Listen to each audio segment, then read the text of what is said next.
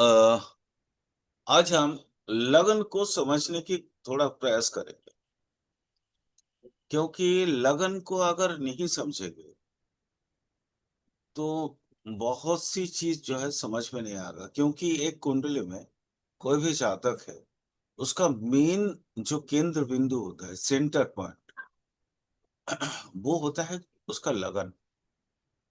क्योंकि पैसा लगन को आता है, उसके जो भाई बहन लगन का है, उसका माता पिता जो भी है वो लगन का है, उसके पढ़ाई लिखाई जो भी है वो लगन का है, प्रोफेशन वगैरह भी अगर हम देखते हैं तो भी वो लगन का है। थोड़ा अगर हम लगन को डिटेल्स में समझ लें तो लगन की क्या प्रॉब्लम्स हैं, उसमें बैठे ग्रह या युति का फल या दृष्टि का फल, या लग्न में अगर एक ग्रही, द्विग्रही, त्रिग्रही, चतुर्ग्रही, ये जो समावेश होता है लगन में बैठ के, तो उस पे क्या क्या असर हो सकते हैं, क्या क्या रिजल्ट आ सकते हैं, इसके बारे में आज हम लोग थोड़ा सा प्रयास करने के करेंगे समझने के लिए। तो सबसे पहले स्टार्ट करते हैं। सूर्य सूर्य चूंकि ग्रह मंडल का राजा है, तो वो राजा से ही समझते हैं। मान लीजिए कोई भी लग्न होता है, कोई भी लग्न, कालपुरुष लगन में, कालपुरुष का जो लगन होता है वो मेष है। मेष में सूर्य क्या होता है? उच्चस्थ होता है। कालपुरुष कुंडली की भावनाओं के अनुसार आगे चल के बहुत सी ज्योतिष गुरुओं ने एक बात जो मतलब बहुत अच्छा से उन्होंने सिंपल सरल तरीके से समझाने की कोशिश किया है। वो है, लगन में अगर सूर्य आता है या लगन में सूर्य स्थित होता है, लग्नस्थ सूर्य अगर है, तो वो जातक के लिए अच्छा है। अब उसके कई सारे रूप होते हैं, क्योंकि कोई भी लगन या कोई भी राशि, लगन भी तो किसी ना किसी राशि से है, किसी ना किसी राशि में है। तो उसको अगर हम समझे किस राशि में है, क्या है, लगन में उसके कंडीशंस क्या है, उसके हिसाब से अगर वो सूर्य की मतलब मित्र राशि है तो उसपे अलग रिजल्ट आएगा। अगर लग्न, लग्नस्थ सूर्य, लग्न का उदित अगर सूर्य के क्या बोलते हैं उसको, मित्र राशि नहीं, शत्रु राशि, तो थोड़ा सा अलग रिजल्ट आएगा।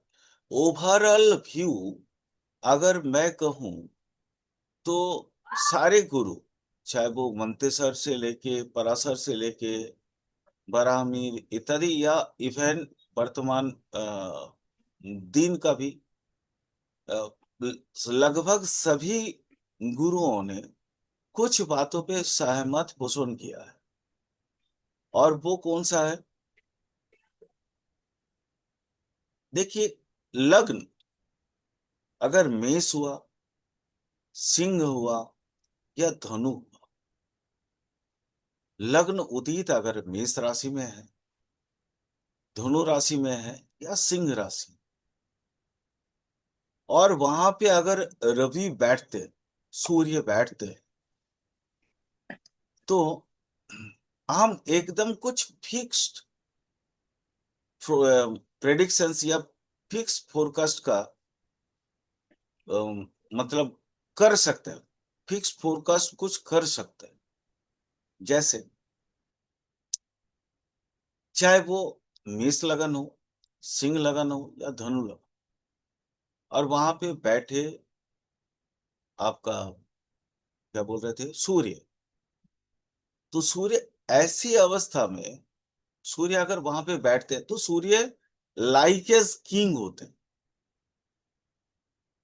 राजा जैसे, राजा जैसे मतलब मैं धन या मतलब संपत्ति वैसी की बात नहीं कर रहा हूं। एक राजा का सबसे बड़ा प्रबल गुण होता है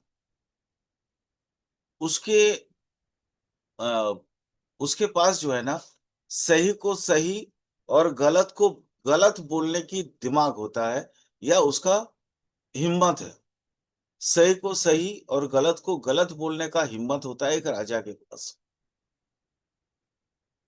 वैसे बहुत सारे लोग हैं आजकल। आजकल तो चूंकि राजपाट यहाँ है नहीं भारतवर्ष में, तो यहाँ बहुत से ऐसे लोग हैं, ये भी हमें देखने को मिला है कि वो राजा बन बैठे हैं और जितना हो सकता है खींच के नोच के अपना पेट भर के भागो यहाँ से, ऐसा भी है। लेकिन ज्योतिष के अनुसार लग्नस्थ सूर्य जातक को एक धर्मपालक का रूप में दिखाता है।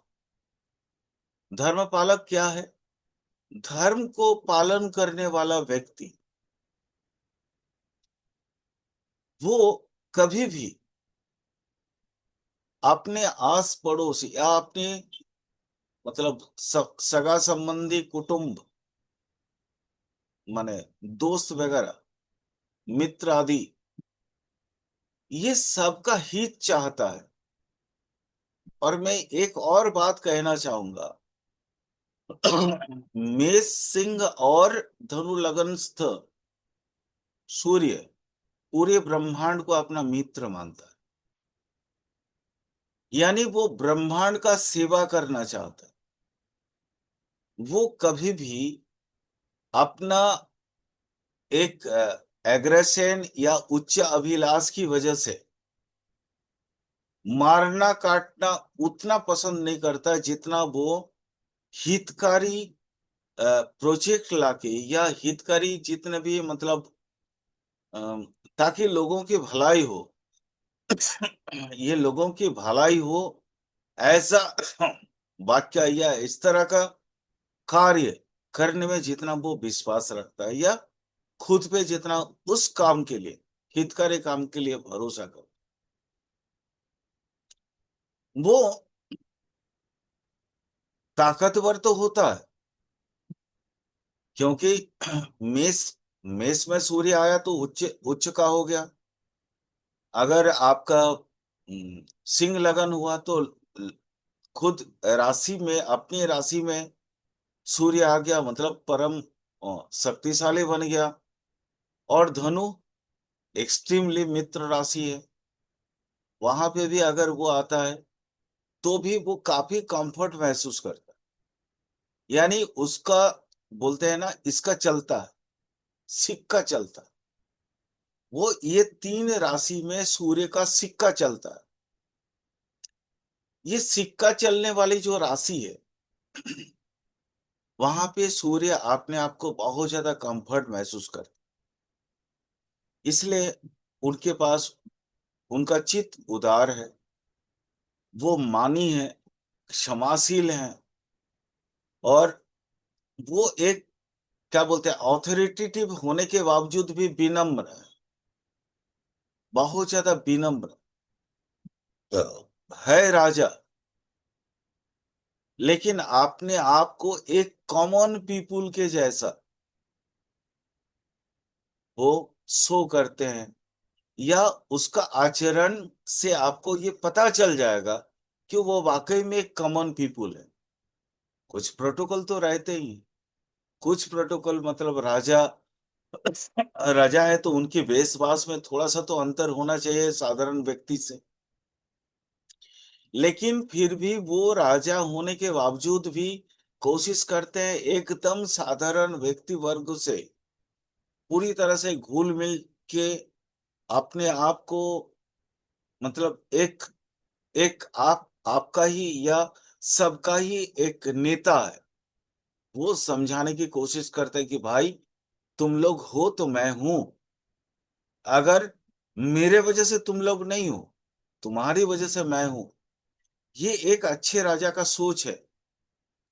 लेकिन हम लोगों ने ये भी देखा कि वो अगर मेलिफिक दृष्टि में आ जाए, लगन वही है, मेष है, सिंह है या धनु है, लेकिन राहु या शनि की दृष्टि में आ जाए तो फिर वो मेलिफिक बनता। और मेलिफिक राजा, राजा मतलब जो शासन करने वाला, वो लड़की भी हो सकती है, औरत भी हो सकती है। मैं ये नहीं कह रहा हूं राजा मतलब राजा कोई पुरुष है। राजा मतलब उस एरिया का जो सर्वोच्च पावर को होल्ड करता है, मैं उसकी बात कर रहा हूं। और वो अगर मेलेफिक दृष्टि में आ जाते हैं पाप ग्रह की, तो उच्चाभिलाषी तो होगा ही होगा, लेकिन उसके अंदर दंभ बहुत होगा, अहंकार बहुत होगा। इतना अहंकार होगा कि मतलब तुम सब तुच्छ हो, कीड़े मकोड़े हो, मैं ही सब कुछ हूं, मैं ही देता हूं, तुम्हारे पास क्या औकात है। ये सब लैंग्वेज उस राजा से सुनने को मिलेगा। और ये वास्तव जीवन में आज भी ये देखने को मिलता है।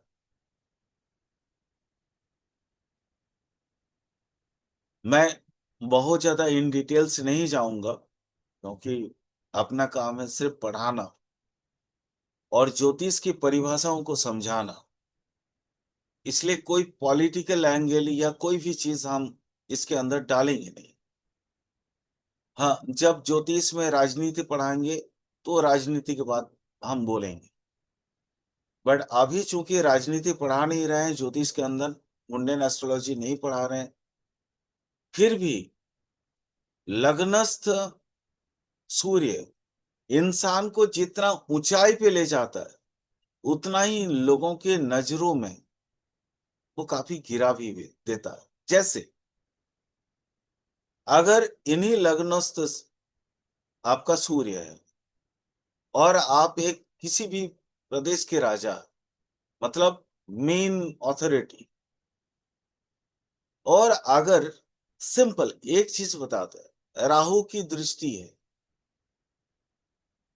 अगर राहु की 12वीं दृष्टि है, तो आप सिर्फ यवन को बहुत ज्यादा महत्व दें। आपकी नजर में यवन होगा आपका धारक वाहक, यानी आपको मालूम है आपका सल्तनत इन्हीं जवानों की वजह से टिकी है।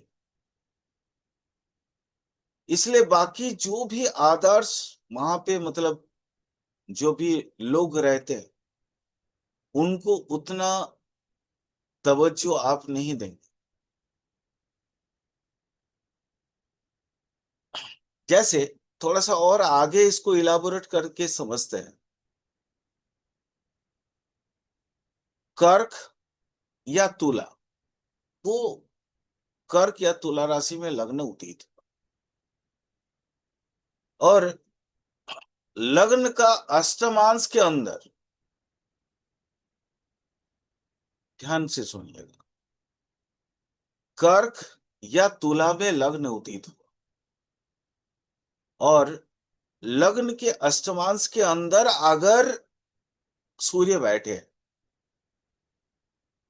तो जो राजा होता है ना वो वक्र चक्षु होता है। वक्र चक्षु मतलब जैसे हम लोग काना बोलते हैं ना नॉर्मली, काना तो वो चेहरे से काना है या अपना शारीरिक रूप से काना है। बट राजा काना कब होता है? एक आंख वाला राजा अगर उसको किसी पर्टिकुलर कोई गोष्ठी से, अगर उसको क्या बोलते हैं उसको, पर्टिकुलर मतलब किसी गोष्ठी की मदद से अगर वो शासन में रहता है या शासन में रहने की प्रयास करता है, तो उसको काना राजा बोला जाता है। भारतवर्ष में आज भी राजा तो है नहीं, लेकिन बहुत से ऐसे लोग हैं जो काना राजा का इस तरह का रूप लेके बैठे हैं। उनका कुछ और भी समस्याएं रहेंगी। उनके जब जब मतलब जैसे हमारे यहाँ तो राजा तो होता नहीं है, गणतांत्रिक हिस्सा है। तो यहाँ पे मुंडेन एस्ट्रोलॉजी को मैं थोड़ा सा जोड़ देता हूँ ताकि आप समझ पाए। जैसे इलेक्शन एस्ट्रोलॉजी, इसके साथ अगर एड ऑन कर दिए जाए तो इनका जब जब चुनाव आएगा, चुनाव आने से साल भर पहले से इनकी सिरप बढ़ जाएगी, इनकी सरदर्दी बहुत ज्यादा बढ़ जाएगा और तरह तरह का गलत डिसीजन ये लोग लेना स्टार्ट कर देंगे। इनको सिर्फ और सिर्फ खुद से प्यार है, बाकी किसी से मतलब नहीं है। इनको चाहिए कि वो अपने आप में एक अच्छा खासा मतलब ताकत के ऊपर वो भर करके अपना जीवन बिता दे। याद अ, ये खास करके लक्ष्मी मैम को याद होगा, मैं राहु जब पढ़ा रहा था तो राहु में मैंने एक बात बोला था कि दुग्ध फेर अनिभ सज्जा। ये राहु का उसका इच्छा है, मतलब राहु यही सारा चीज मांगता है। इसलिए वो अपना हुलिया बदल के लोगों के सामने में दिखावा के तौर पे जाता है। एक राक्षस होने के बाद भी अपना हुलिया बदल के वो देवता बन गया या बन जाता है। याद है ना लक्ष्मी मैम, ये चीज मैंने बोला था। जी सर। जी सर, श्लोक तो नहीं याद है, बाकी याद है चीजें हाँ मुझे। मतलब मैंने हाँ, बोला था यहाँ पे बोला था बोला था। मैंने एक बोला चीज था और आपने। बोला था। एक चीज और हम्म, बोला था कि राहु जब ये सबसे जब उसको विरक्ति आता है, राहु को भी विरक्ति आते रहते हैं, है ना, बहुत दिन तक। जैसे एक जैसा खाना किसी को पसंद नहीं है, एक जैसा पहनना किसी को बहुत ज्यादा पसंद नहीं है, वैसे राहु को भी एक जैसा पावर से पसंद नहीं है। इसलिए कभी कभी वो राहु जो है ना उसको पावर से नीचे गिराते हैं। और गिराने के बाद वही व्यक्ति जो दुग्ध फेरनी में सज्जा में सोते थे, वही व्यक्ति हम्म, उसके बाद वो बिना पानी का मरते हैं, तड़प तड़प के। ये भी एक राहु का। और ये तुला और कर्क लगन का अष्टमांश के अंदर जो सूर्य है ना, हम्म, ये कुछ हद तक वो जवन प्रीति रखा हुआ है, यानी राहु का जैसा कुछ एक्ट करते हैं। इस बात को हम्म, हमेशा याद रखिएगा। वो जो है ना, एक और इसका एक और उदाहरण देते हैं। ऐसे व्यक्ति पुत्र होते हुए भी पुत्रहीन होते हैं।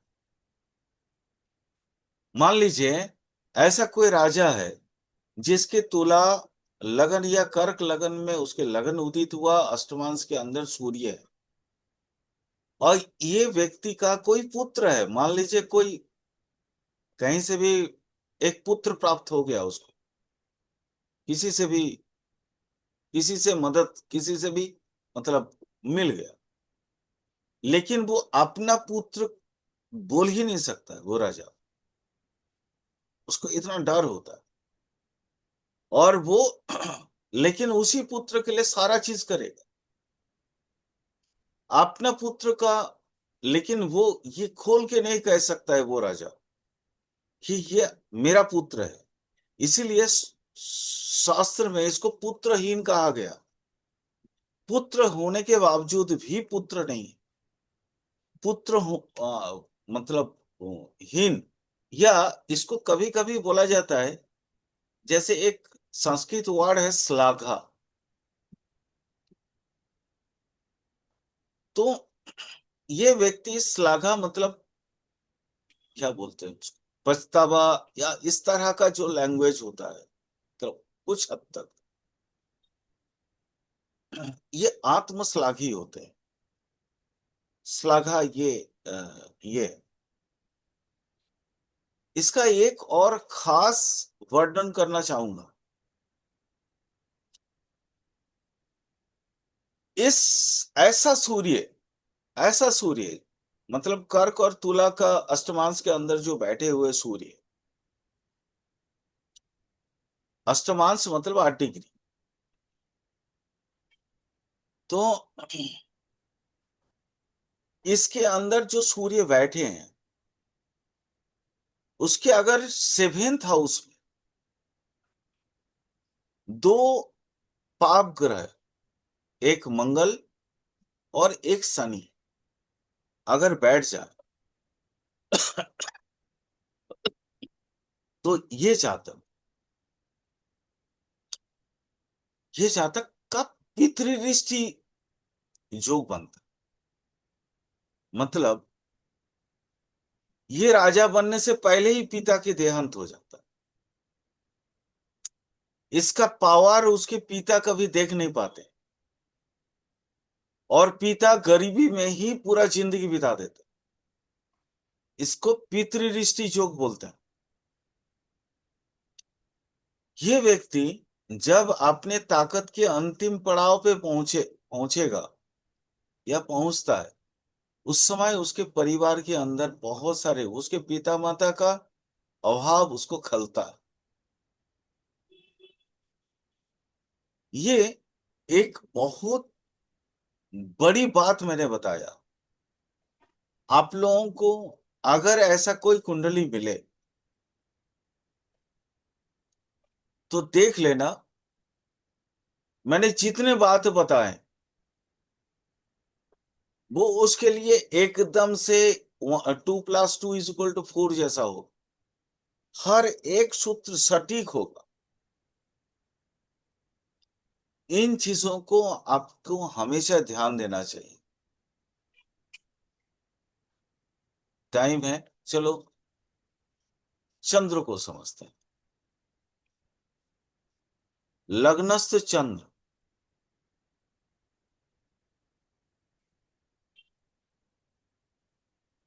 यहाँ पे जैसे सूर्य के लिए कुछ अलग सूत्र हमने बताया, चंद्र के लिए कुछ कुछ राशियां वैसी हैं।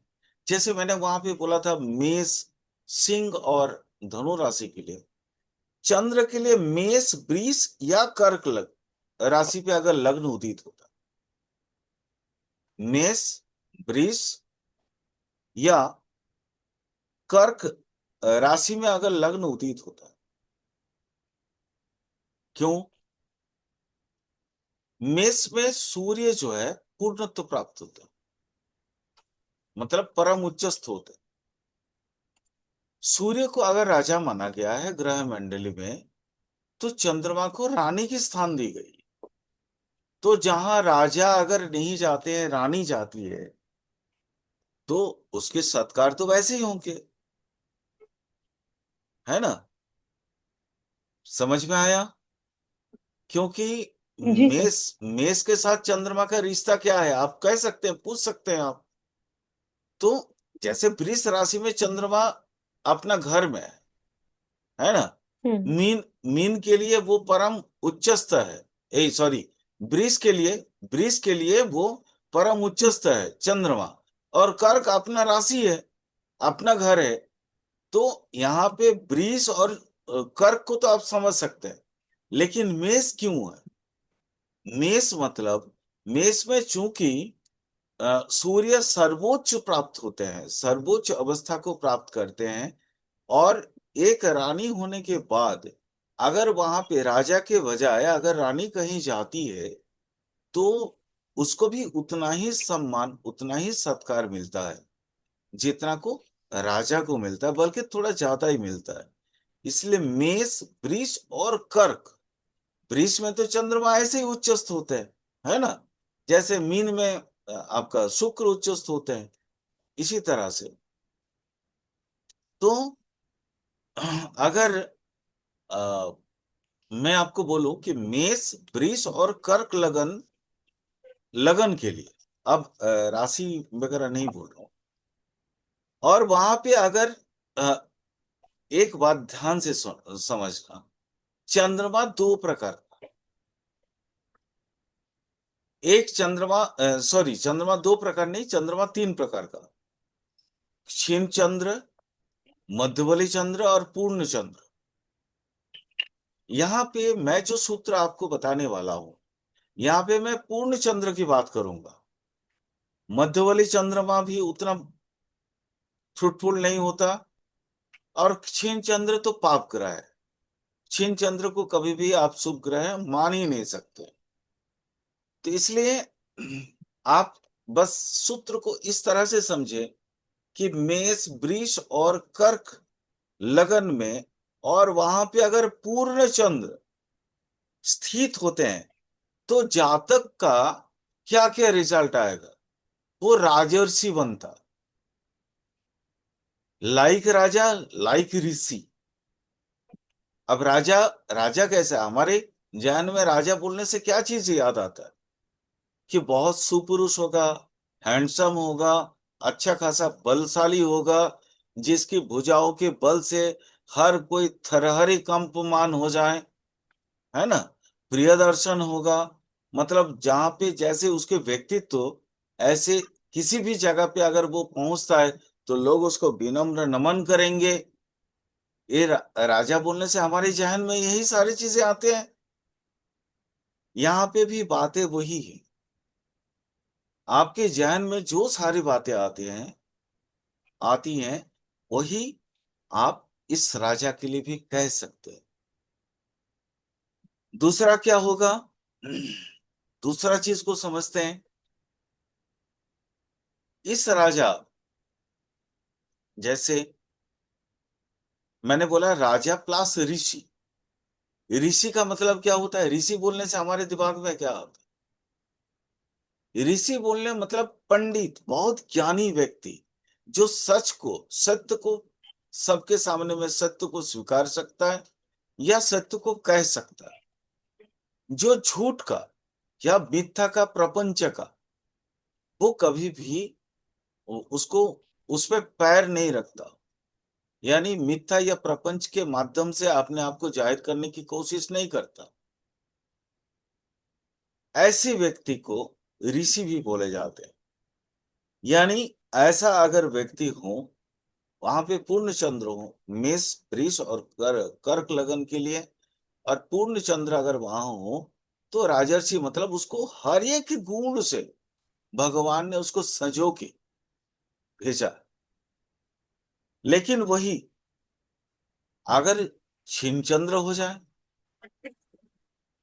क्षीण चंद्र हो जाने से क्या होगा,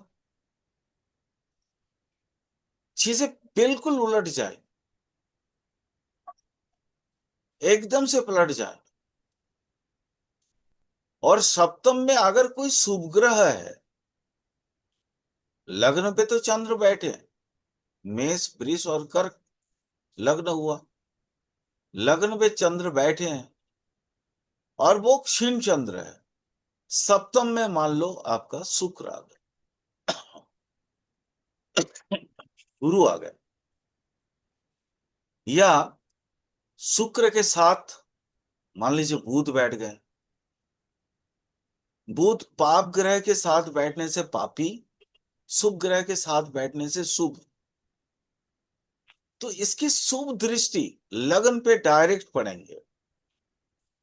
ऐसी अवस्था में आप कह सकते हैं कि उसका क्षीण चंद्र का जो पाप है वो कट जाए, और वो व्यक्ति भले एकदम गोरा चिट्टा सुपुरुष, बहुत अच्छा कुछ नहीं होगा, हो सकता है आकार आकृति में उसके बदलाव हो जाए, बट उसके ज्ञान में, माने राजा सुलभ जो उसका जो क्या बोलते हैं एपियरेंस है, हो सकता है वो एपियरेंस उसको ना मिले, लेकिन ऋषि सुलभ सारा चीज उसको मिलेगा।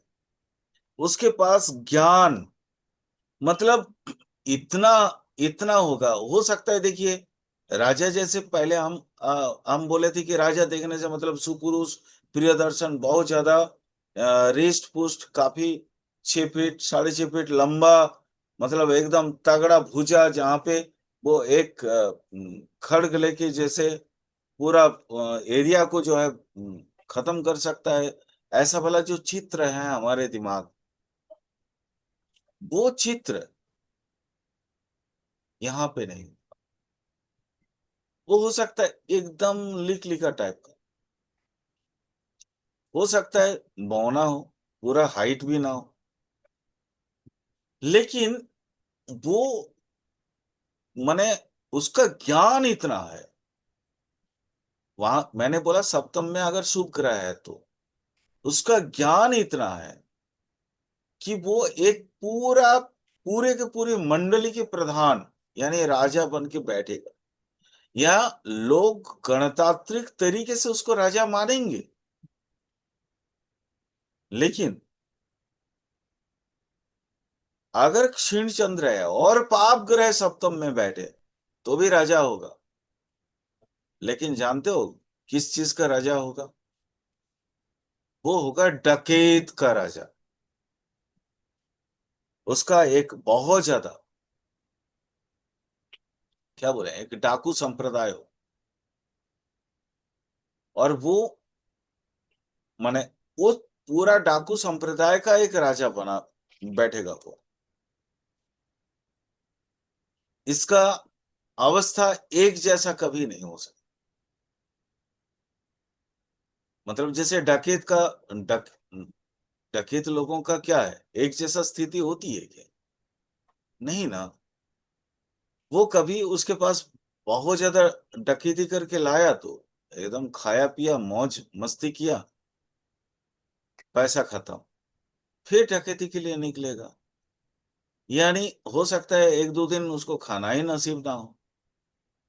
तो ये वाला कंडीशंस चलता है इसका। इसलिए बहुत ध्यान से इस चीज को समझना जरूरी है। अगर ऐसे ही चंद्र का दोनों दोनों तरफ, अगर दोनों तरफ मतलब जहां चंद्र लग्न लग्न में चंद्र बैठा है, चंद्र का सेकंड भाव या 12 भाव, मतलब लगन का सेकंड भाव और 12,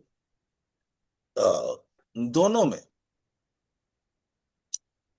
शनि और मंगल अगर हो,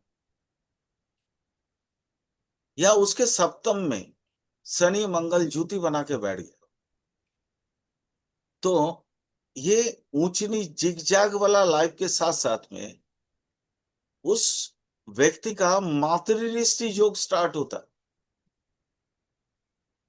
पितृऋष्टि योग के लिए मैंने क्या बोला था कि वो राजा बनने से पहले उसके पिता का देहांत होता है। मातृऋष्टि योग थोड़ा सा अलग है।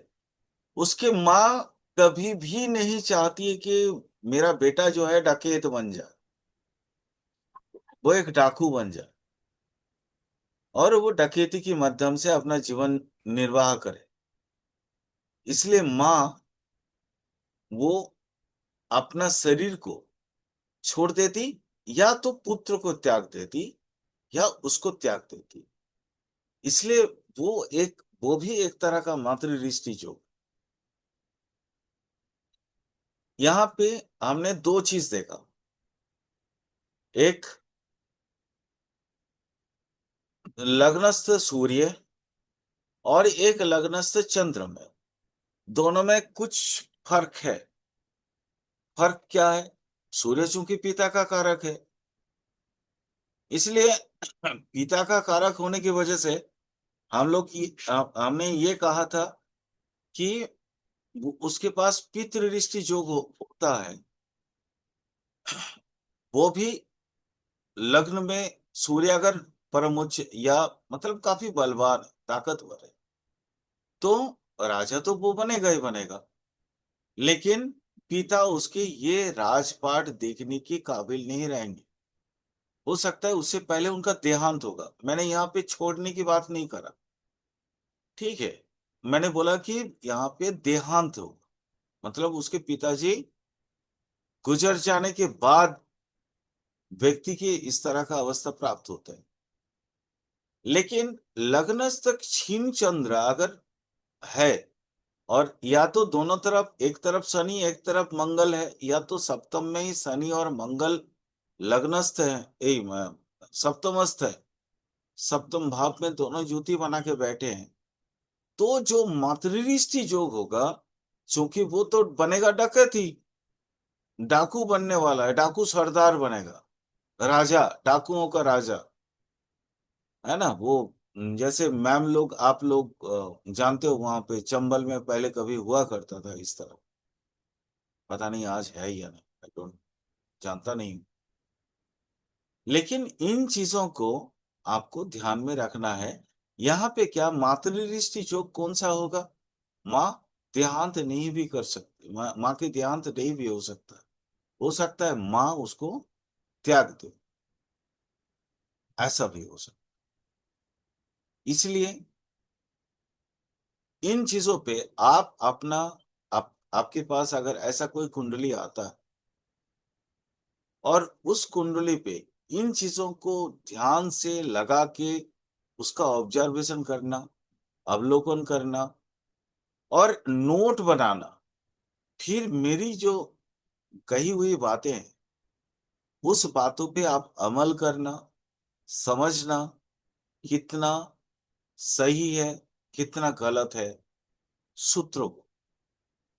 मैं समझता हूं देखो, सिर्फ मेरे कहने से बहुत कुछ नहीं हो, बहुत कुछ नहीं बदलेगा, बट आप लोगों को भी कुंडली पे लगा के ये सूत्र को समझना चाहिए। मैं तो कई सारे कुंडलियों में लगा के ये चीजें बता, ठीक है। तो पहले हम लोगों ने जो पहले क्लास में लग्न में सूर्य वगैरह का जो फल